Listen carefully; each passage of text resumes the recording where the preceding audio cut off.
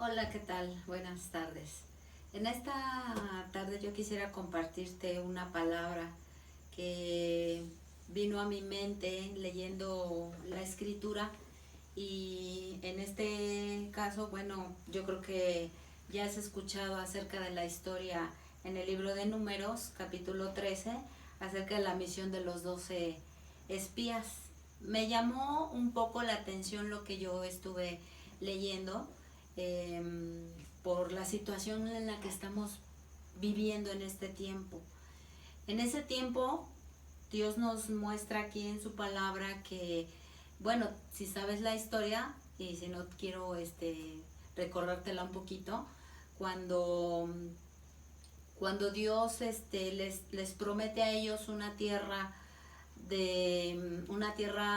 donde iba a fluir leche, miel, una tierra para ellos que ellos anhelaban y esperaban después de haber salido de ese lugar en donde se encontraban como esclavos, en un lugar donde había carencias y donde habían sido maltratados.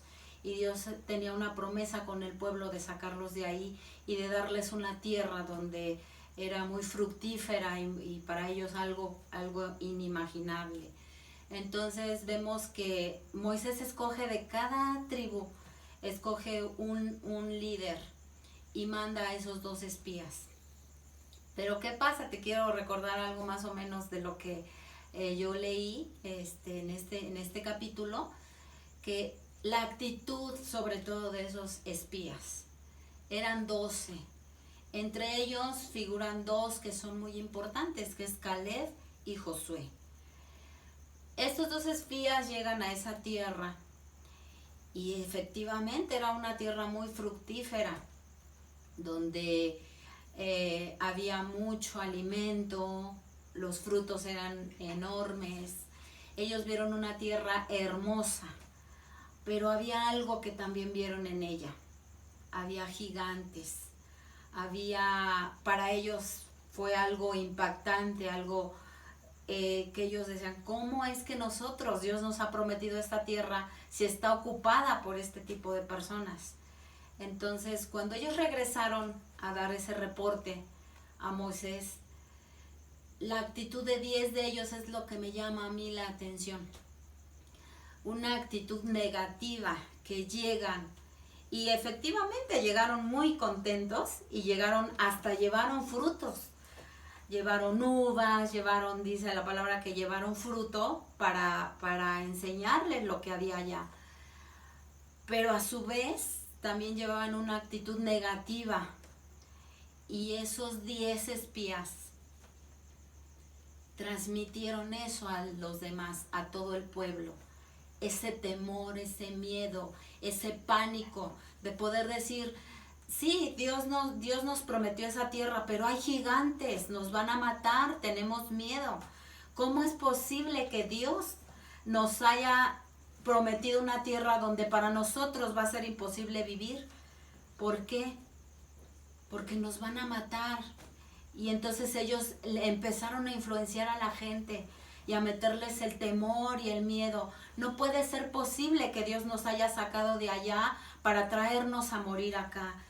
Y dice la escritura, ¿verdad? Que la mayoría de la gente dudó de lo que Dios había dicho. Cuando solamente les faltaban 250 kilómetros para llegar a la tierra de Canaán, solamente era eso lo que les faltaba para llegar a ella.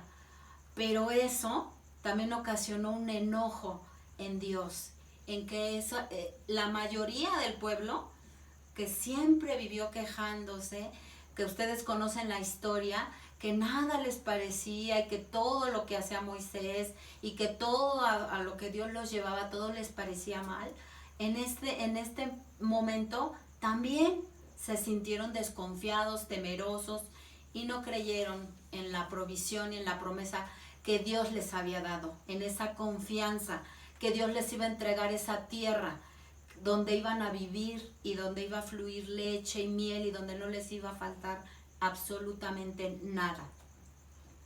Pero hubo dos personas que sí le creyeron a Dios y que influenciaban también al pueblo y les decían, pero es que Dios nos ha prometido y si Dios no lo ha dicho, Dios no lo va a cumplir. Pero la mayoría de la gente no creyó. Entonces, eso a mí, en este tiempo, también me ha llegado a reflexionar qué estamos haciendo también nosotros. Dios nos ha prometido también a nosotros muchas cosas en su palabra. La primera es que nosotros tengamos fe en que todo lo que está pasando ahorita y que todo lo que estamos viviendo, esto no va a ser eternamente. Esto es algo temporal y que va a pasar y que Dios nos va a sacar de esto, pero tenemos que creer en las promesas que Él nos dio. Tenemos que creer en todo eso que Él nos ha prometido. Nuestra fe en este tiempo está siendo probada, porque nosotros con esto que estamos viviendo en este tiempo, tenemos que creer en lo que Dios ya nos ha prometido, que más adelante nosotros vamos a obtener todas esas promesas. No dejarnos influenciar como esos 10 que influenciaron a la mayoría del pueblo y que ese pueblo no pudo ver la promesa que Dios tenía para ellos. Porque en el enojo de Dios, por la incredulidad de esas personas que no creyeron en Él, todavía tuvieron que caminar 40 años para llegar a la tierra que Dios les había prometido. ¿Por qué? Por incredulidad. Entonces yo, hermano, yo también te invito que tú reflexiones sobre estos tiempos y qué estás haciendo. Si estás ejerciendo esa fe para que todo esto pase, porque también depende de tu fe, de cómo actúes, de cómo le has creído en Dios para que esto pase, o esto se alargue, o esto venga, no sé a qué tiempo pueda terminar lo que estamos viviendo, pero tenemos que creer para poder poseer eso que Dios nos ha prometido. Porque el final de la historia, hermano, es triste. ¿Por qué? Porque no toda la gente pudo entrar a la tierra que Dios les habría prometido. Solamente entró Josué, Caleb y de 20 años hacia atrás. Porque los demás, por incrédulos, por no confiar en Dios, se perdieron de esa bendición. Entonces yo te invito, mi hermano, a que en este tiempo nos metamos con Dios, le creamos, nos aferremos a esas promesas que Dios nos ha dado. Y que por algo en este tiempo está pasando todo esto, porque Dios también va a probar tu fe, tu corazón, tu confianza en Él. ¿Qué tanto nosotros hemos creído en Él? Porque una cosa es creer en Él y otra cosa es creerle a Él. Entonces, tenemos que creer en ese poder, en eso que Dios también nos ha dado, hermano, porque no nos ha dado un espíritu de cobardía.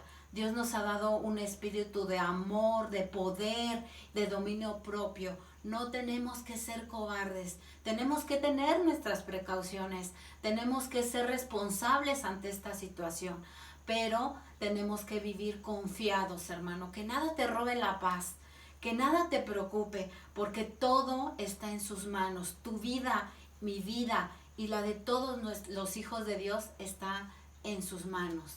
Entonces yo te invito, mi hermano, a que reflexiones en esta palabra que se encuentra en el libro de Números, capítulo 13. Que tú puedas leerlo y que tú puedas meditar. Y si en algo te habló Dios en este momento, en esta tarde, pues que tú también lo apliques a tu vida. Porque así es la palabra. La palabra no solamente la leemos, la palabra la vivimos. Hablamos de fe, hablamos de un Dios vivo, de un Dios que nos sostiene, de un Dios que nos levanta, que nos sustenta. En ese Dios es en el que nosotros creemos. Y bueno, pues te dejo esto en tu corazón, mi hermano. Llévalo, medítalo, no dejes de estar en esa comunión con Él y confía, hermano, ten fe en que pronto vamos a salir de todo esto y que van a venir tiempos mejores de bendición, aquellos que vamos a superar todas esas pruebas, aquellos que no nos acobardamos ante cualquier situación, porque te digo, hoy en día muchos cristianos también están desertando por la situación, por el temor, por el pánico. Entonces, cuando regresemos, hermano, tenemos que regresar con ese espíritu de más, de querer hacer más cosas en el Señor y de querer levantarnos, de querer actuar, porque vamos a ver el poder de Dios reflejado en nuestra tierra, en nuestro mundo. Pues te doy las gracias, mi hermano. Este es un tiempo solamente donde podemos meditar en su palabra, y yo te invito a que también dejes ahí un comentario si Dios te habló en esta tarde, que nos des tu opinión acerca de lo que tú piensas en esta palabra. Pues muchas gracias y pues eso es todo. Dios te bendiga y deseo lo mejor, que estés en tu casita con salud, guardado, y que tomes todas las precauciones necesarias, pero que nunca te olvides que Dios siempre va a estar con nosotros. Dios te bendiga.